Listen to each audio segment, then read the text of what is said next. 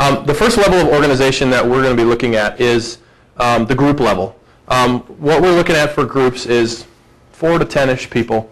They meet on a relatively regular basis. And I am seeing, as you're kind of seeing already this morning, an idea of more or less 3 kinds of groups. The first kind of group would be sort of the home fellowship group. Now, don't over focus on the home thing, because I know some of our groups meet in church. So I'm not saying you have to meet in someone's house. I'm just saying more the fellowship, study, that kind of situation. That's sort of what I see, frankly, as the hub of what we're doing, the primary, sort of the center of our small groups. Not to say that the other ones aren't as important, but this sort of forms the primary vehicle, if you will, for discipling people and keeping them accountable to each other and doing all of that kind of stuff. Now, these kind of groups, the purpose of them, well, like we said, is for helping folks grow in their obedience to Christ. Now, the things that they're going to include in some way, shape, or form. Your group's going to be unique, so how you do these things is kind of up to you, and how much emphasis you put on one versus the other, that's up to your group. But God's Word, some interaction with God's Word somehow. 2 is prayer of some kind. 3, fellowship. Being able to communicate with each other, get together with each other, and deeper than just how'd the basketball game go. You know, we're hoping to move in that direction of deepening fellowship. Number 4 is accountability. How's your prayer life? How's your, what you doing for devotions? It doesn't have to be nailing someone to the wall with something, but you know what I'm saying? If you see somebody that, if you've got a couple in your group, and the guy in the couple tends to pick on his wife a lot, maybe you as a fellow husband could take him aside and say, look, man, you're kind of mean to your wife. You know what? Have you thought about the way that you talk about her, especially in front of other people? Those kind of things. And now, again, done with care and done with a relationship that was there before that conversation, you're able to do that. But if I was to come to you off the street and say, man, you pick on your wife a lot, or your husband a lot, or whatever, you're going to about clock me, right? So, accountability, and the last one is discipleship. Helping each other grow in our obedience to, our love for, and our relationship with Jesus Christ. It's that process of sanctification, growing, justification too, coming to faith, and then working on becoming more like Christ as we go throughout our lives. So, God's Word, prayer, fellowship, accountability, and discipleship. 5 things. Can include other things too, but these are sort of the things we're looking at. Again, they can meet in a house, they can meet at church. That isn't so much the important thing, but that they're meeting relatively regularly and these things are going on.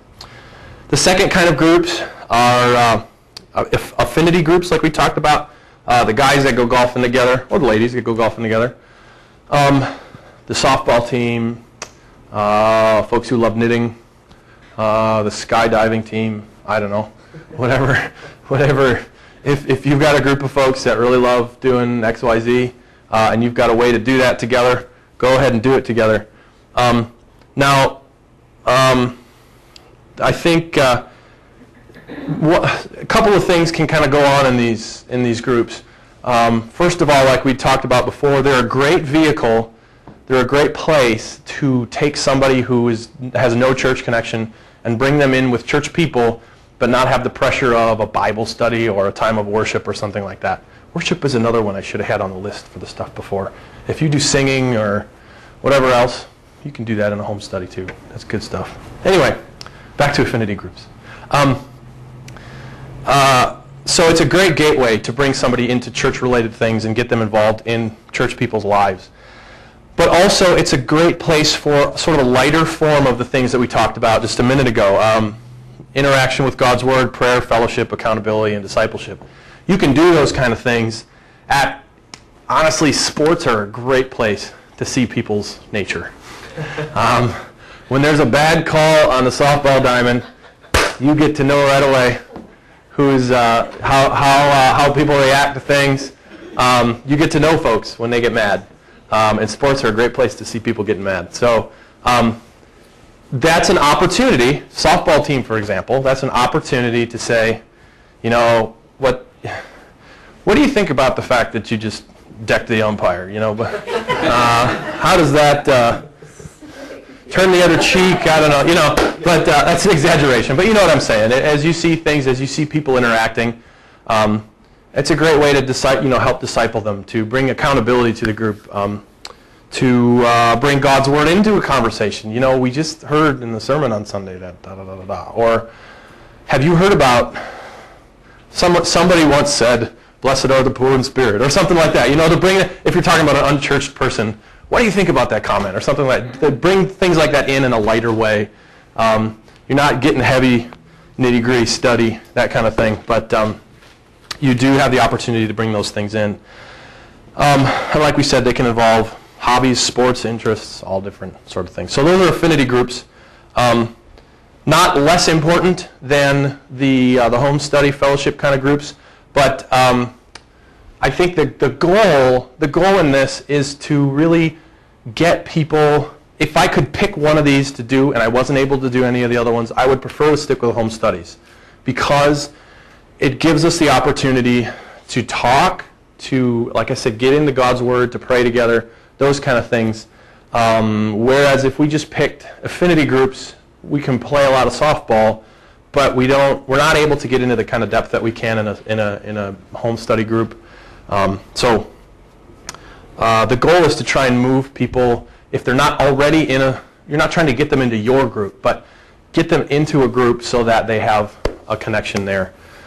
I think the Fond du Lac Church plant, they meet on Saturday nights, but 3 times out of the month they study some kind of topic, but then they have a fun night. Yep. And they get like twice as many people on a fun night, but you know, Sure. gradually, hopefully, they start turning and want to go to the Absolutely. side of it too. Absolutely. Absolutely. So that's our goal. We're trying to funnel people to where they will be interacting with God's Word and His people. So, and the third group, I'm calling task/ministry groups. Now, this includes, and this is where people get a little funny about our definition of small groups. I'm going to include it, and let me explain why I'm including it. Things like council, consistory, deacons, committees, our ministries within the church. For example, audiovisual folks, recording services, PowerPoint folks, Sunday school teachers, nurseries, all these ministries that we have going on.